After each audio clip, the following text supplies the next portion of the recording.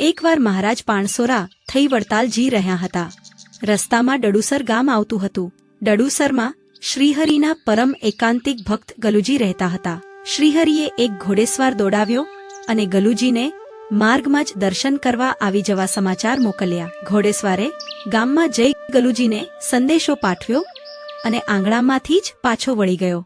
બરાબર તે જ વખતે ગલુજીના ઘરડા માતૃશ્રી દેહ મૂકી ગયા હતા.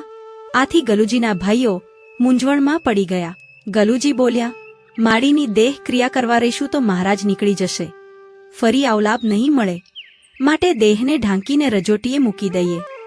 કાંઈ પણ સંકોચ વિના બધાએ સાથે મળી ડોશીમાને ઝોળીમાં બાંધી એક જગ્યાએ મૂકી દીધા. કોઈના હૈયેથી મરણપોક પડી નહીં. ઝટપટ સબોળા સ્નાન કરી સૌ પવિત્ર થઈ ગયા. પછી શરણાઈવાળા અને ઢોલ વગાડવાવાળાને ડડુસરને પાદર ઊભા રાખ્યા. સંઘને લઈ શ્રીહરિ પધાર્યા.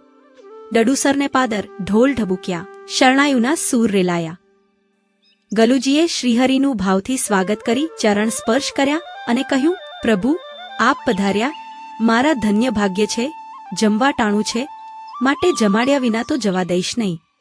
શ્રીહરિએ મુક્તાનંદ સ્વામી તરફ જોયું. સ્વામી શું કરશું? તેમણે કહ્યું, મહારાજ એમનો ભાવ છે તો જમીને જઈએ. શ્રીહરિનું સામૈયું ગામના શેઠની ડેલીએ વિરમ્યું. અહીં તેમનો ઉતારો રાખ્યો હતો. શ્રીહરિએ ગલુજીને કહ્યું, તમે જાઓ અને રસોઈ તૈયાર થઈ જાય એટલે અમને તેડવા આવજો.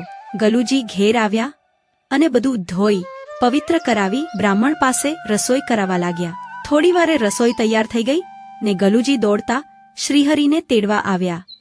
શ્રીહરિ તથા સંતો પાર્ષદો આવ્યા. પ્રભુ હાથ પગ ધોઈ બાજોટ પર જમવા બિરાજ્યા. બ્રાહ્મણે શ્રીહરિને પીરસ્યું. સંતો તથા ભક્તો મહારાજના દર્શન કરવા સામે બેઠા. શ્રીહરિની આજે જમવાની ઝડપ જબરી હતી. મુક્તાનંદ સ્વામી આજે શ્રીહરિની જમવાની ઝડપ જોઈ આશ્ચર્યચકિત થઈ ગયા હતા. આટલી ઝડપ શ્રીહરિએ કદી કરી ન હતી. પછી શ્રીહરિએ ચડું કરતા જ કહ્યું કે ઝટ જમવા બેસી જાઓ, આપણે મોડું થાય છે. એમ કહી સૌને જમવા બેસાડી દીધા. સૌને પીરસાવ્યું. પછી શ્રીહરિએ કહ્યું, બધા ખૂબ જમજો, ગલુજીનો ભાવ જબરો છે. આજની રસોઈમાં જાણે અમૃત ભર્યું છે. શ્રીહરિએ સૌને ખૂબ આગ્રહ કર્યો. જમી રહ્યા પછી ગલુજીને પૂછ્યું, અમે જઈએ? તેણે તરત જ હાથ જોડ્યા. હા મહારાજ, પધારો, એમ કહી પોતે પણ શ્રીહરિને વળાવવા સાથે ગયા. પાદરેથી શ્રીહરિએ ગલુજીને પાછા વાળ્યા ને કહ્યું, ગલુજી તમે હવે જાઓ, તમારું અધૂરું બાકી કામ પૂરું કરો. ગલુજી પગે લાગીને ઘર તરફ પાછા વળ્યા. રસ્તામાં મુક્તાનંદ સ્વામીએ પૂછ્યું, મહારાજ આપે ગલુજીને પાછા વાળતા કહ્યું હતું કે તમારું અધૂરું કામ પૂરું કરો. આ વાત સમજાણી નહીં, તેમનું કયું કામ અધૂરું છે? શ્રીહરિ આ વાત સાંભળી હસ્યા ને કહ્યું, સ્વામી ગલુજીએ આજે જે કામ કર્યું છે તે બીજા કોઈથી ના થઈ શકે. મુક્તાનંદ સ્વામી હજુ ના સમજ્યા. તેઓ વિચારવા લાગ્યા કે ગલુજીએ સૌને જમાડ્યા. રસોઈ તો સાદી હતી પણ સ્વાદ ઘણો હતો. સ્વામીને વિચાર કરતા જોઈ શ્રીહરિએ કહ્યું, સ્વામી શંકા તો નહીં થાય ને? એમ કહી બોલ્યા, આપણે ગલુજીને સમાચાર મોકલ્યા તે જ વખતે તેના માતૃશ્રી ધામમાં ગયા. ગલુજીએ તેમના શબને ચોફાળમાં બાંધી માળીએ ચડાવી દીધું. પછી સ્નાન કરી આપણી પાસે આવ્યા અને આપણને જમવા માટે આગ્રહ કર્યો. પછી ઘેર જઈને રસોડું ધોઈ નાખ્યું, પાણીયારું પણ ધોઈ નાખ્યું. બેડા ઉટકાવીને નવું પાણી ભર્યું અને બ્રાહ્મણને બોલાવી રસોઈ કરાવી આપણને જમાડ્યા. મુક્તાનંદ સ્વામી કહે, અરર મહારાજ એવું કર્યું? દરબાર ખરેખરા મહિમાવાળા કહેવાય.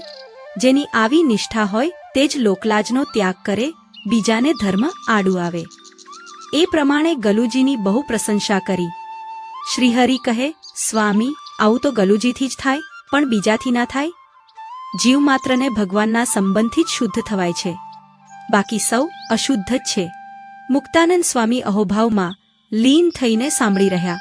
ભગવાન સ્વામિનારાયણે લોયા પ્રકરણના 3જા વચનામૃતમાં કહ્યું છે કે જેને ભગવાન અંત એ સંતનો મહાત્મયજ્ઞાને સહિત નિશ્ચય હોય, તેથી ભગવાનને અર્થે અને સંતને અર્થે શું ન થાય એમ કહીને સર્વ સંતો ભક્તો આગળ આ હરિભક્તની વાત કહી. ગામ ડડુસરવાળા રજપૂત ભક્ત ગલુજી ઇત્યાદિ સત્સંગી તેમણે ભગવાનને અર્થે અને સંતને અર્થે જે જે કર્યું તેને વિસ્તારીને કહેતા હતા. એ જમાનામાં આવી રીતે લોકલાજનો ત્યાગ કરવો એ કોઈથી ના બને, પરંતુ ભગવાન સ્વામિનારાયણના આવા અનન્ય નિષ્ઠાવાન હરિભક્તોને લોકલાજની પડી નહોતી. એમને મન તો સર્વસ્વ સહજાનંદ હતા. વચનામૃતના શ્રીહરિના વચનોને ગલુજીએ સાર્થક કર્યા હતા. ધન્ય છે એમના નિશ્ચયની દ્રઢતાને. જય સ્વામિનારાયણ દયાળુ. આપને આ વિડિયો પસંદ આવ્યો હોય તો અમારી ચેનલને સબસ્ક્રાઇબ કરો, લાઇક કરો અને દરેક સત્સંગીઓને શેર કરો.